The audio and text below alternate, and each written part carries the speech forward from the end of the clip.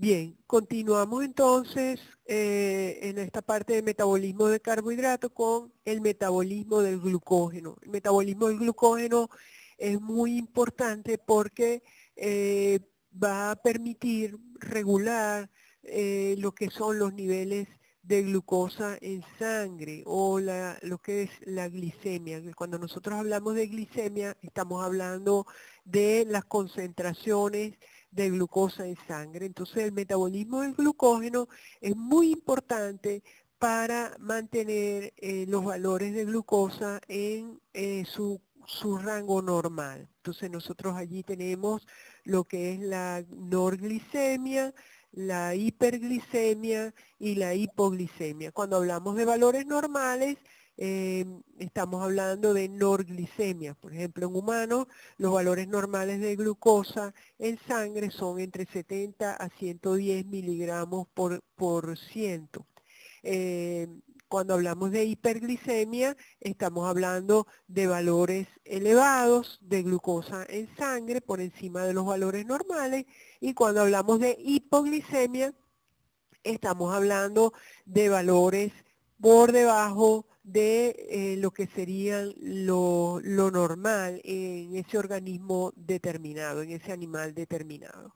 Entonces, el metabolismo del glucógeno es controlado por la insulina, que es una hormona hipoglicemiante, y por glucagón y epinefrina, que son hormonas, epinefrina igual a adrenalina, que son hormonas hiperglicemiantes. Quiere decir que el control del metabolismo está ejercido por estas hormonas.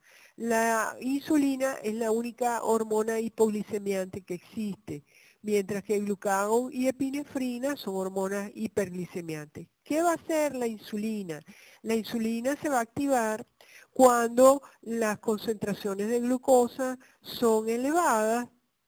Tenemos, por ejemplo, cuando acabamos de consumir un alimento que tiene carbohidratos, rico en carbohidratos, entonces la glucosa en sangre se va a elevar porque hemos consumido esos carbohidratos, se ha dado todo el proceso de digestión y absorción que ya explicamos, entonces allí se produce la secreción de la insulina por las células beta de los islotes de Langerhans del páncreas, y esa insulina va a tener la función de disminuir, llevar esos valores de glucosa en sangre o de glicemia que están elevados, llevarlos a sus valores normales. Entonces allí uno de los mecanismos que se dan o que utiliza la insulina es que favorece la síntesis de glucógeno, que es la glucogénesis o glucogenogénesis. Entonces nosotros vamos a ver esa vía metabólica. En el caso contrario, la degradación de glucógeno, que es la glucogenólisis, va a ser activada, favorecida por esas hormonas hiperglicemiantes que van a actuar cuando los niveles de glucosa en sangre están bajos. ¿En qué caso puede ocurrir esa glucogenólisis o degradación de glucógeno?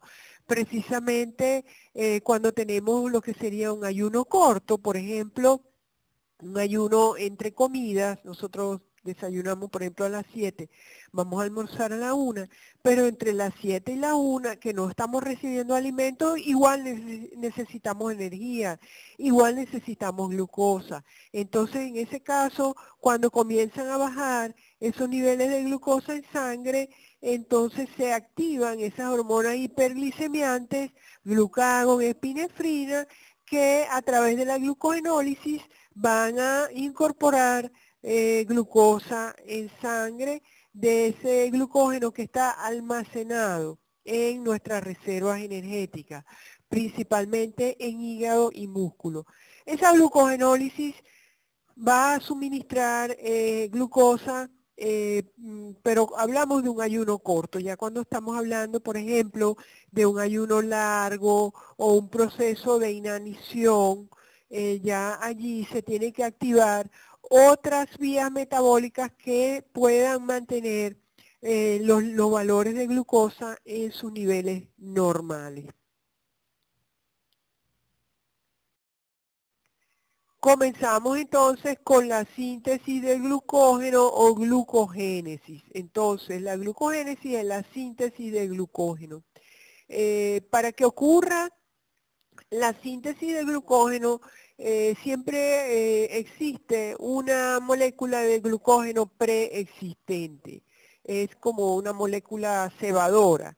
Tiene que haber una molécula de glucógeno preexistente y allí en la glucogénesis lo que va sucediendo es que vamos a suponer que esa molécula de glucógeno tenía 50 residuos de glucosa, entonces a través de la síntesis entonces se agrega una glucosa, serían 51, se agrega otra glucosa, serían 52 residuos, se agrega otra glucosa y así sucesivamente va incrementando el tamaño de ese polisacárido. Recuérdense que son polisacáridos que no tienen un peso molecular específico porque eso depende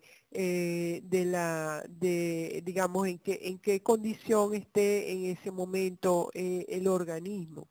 Entonces, quiero que tengan claro que hay una molécula de glucógeno cebadora o preexistente. Entonces, lo que va a hacer es que se van uniendo las moléculas de glucosa.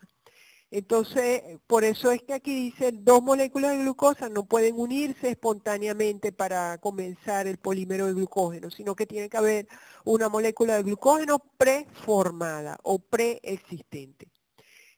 Para que se produzca la elongación de esa cadena, hace falta una molécula de glucosa activada que es la UDP glucosa. Entonces vamos a ver ahorita lo que son las reacciones de esa síntesis de glucógeno. Bueno, entonces la molécula de glucosa por una enzima que se llama exocinasa en presencia de ATP y magnesio me va a producir la glucosa 6-fosfato. Esa es la primera reacción de la glucogénesis. Luego esa glucosa 6-fosfato por una fosfoglucomutasa, que es una isomerasa, me va a formar entonces la glucosa 1-fosfato. Quiere decir que ese fosfato que estaba en el carbono 6 simplemente va a pasar al carbono número 1, es una isomerasa. Entonces la fosfoglucomutasa transforma glucosa 6-fosfato en glucosa 1-fosfato. Ahora esa glucosa 1-fosfato se va a unir a un nucleótido que se llama uridín trifosfato. Nosotros no hemos hablado todavía de los nucleótidos, pero este es un poco, bueno, similar al adenosín trifosfato, pero en vez de adenina va a tener otra base nitrogenada que es el uracilo. Entonces sería el uridín trifosfato. Entonces, ese uridín trifosfato más esa glucosa 1-fosfato por la enzima UDP glucosa pirofosforilasa se me va a transformar en UDP glucosa. Allí entonces se ha incorporado esa uridina a la molécula de glucosa generando una glucosa activada. Fíjense que allí tiene dos grupos fosfato, ¿verdad? Uridín difosfato glucosa. Entonces usted ve allí que se ha unido un grupo, un fosfato más la base nitrogenada. Entonces allí tenemos el uridín trifosfato y es la base nitrogenada unida a una pentosa. Entonces esa sería la UDP glucosa, que como les digo es la forma de la glucosa activada que puede realizar entonces la síntesis del glucógeno. Entonces ahora esa UDP glucosa lo que va a hacer es que se va a incorporar a la cadena de glucógeno, como les dije, una cadena que tiene un número X de unidades de glucosa, pues aquí con la enzima glucógeno sintetasa, entonces se va a formar una cadena de glucógeno con una glucosa más, ¿ok? Vamos a suponer tenía 50, ahora tiene 51. ¿Qué hace la glucógeno sintetasa? La glucógeno sintetasa va a formar un enlace alfa 1,4, como lo ven ustedes en la figura. Entonces es el glucógeno preexistente más una nueva glucosa que está formando un enlace alfa 1,4. Y ustedes me dirán, bueno, pero solamente enlaces alfa 1,4, porque el glucógeno también tiene enlaces alfa 1,6. Entonces yo les quiero recordar que cada enzima tiene una función específica. La glucógeno sintetasa solamente me forma los enlaces alfa 1,4. Tiene que haber una enzima que pueda construir las ramificaciones, que haga los enlaces alfa 1,6, que es lo que vamos a ver en la próxima lámina. Entonces allí va a actuar una enzima que se llama la enzima ramificante. La enzima ramificante sí tiene la capacidad de sintetizar los enlaces alfa 1,6. ¿Cómo actúa esta enzima ramificante? Ella lo que hace es que corta, vamos a decir, donde hay unas 7 unidades de glucosa, entonces las va a transferir y las va a construir ahí el enlace alfa 1,6. Ese alfa 1,6 se coloca como mínimo a 4 unidades de la ramificación más cercana. Esa es la forma como actúa esa enzima ramificante. Y aquí tenemos entonces cómo actuó, bueno, aquí está la UDP-glucosa más la molécula preexistente de glucógeno o molécula cebadora. La sintetasa construye ese enlace alfa 1,4. Entonces quiere decir que el glucógeno tiene una glucosa más. Y luego entonces actúa la enzima ramificante, que es la que va a construir los enlaces alfa 1,6. Por eso es que ustedes necesitaban primero conocer todo lo que es la estructura de estos carbohidratos, específicamente del glucógeno. Entonces fíjense que allí esa enzima ramificante, como está sombreadito, donde está sombreadito el celeste, ella lo que hace es que ella rompe aquí un enlace alfa 1,4 y se lleva todo este pedacito de residuos y construye el enlace alfa 1,6. La función de la enzima ramificante es formar esa ramificación. Y vemos entonces cómo se ha formado allí, se sigue construyendo esa molécula de glucógeno. Bueno, pues ahora vamos a ver el proceso contrario, la glucogenólisis.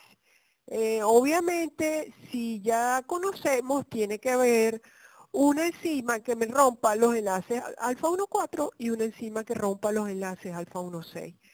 ¿Por qué? Porque recuérdense que cada enzima tiene su función específica. Entonces, aquí tenemos ya mencionada la glucógeno fosforilasa, que en presencia de un fosfato inorgánico me va a formar, va a romper, hidroliza los enlaces alfa 1,4 y me va a ir formando, en este caso, una glucosa 1-fosfato, porque se ha unido ese fosfato inorgánico.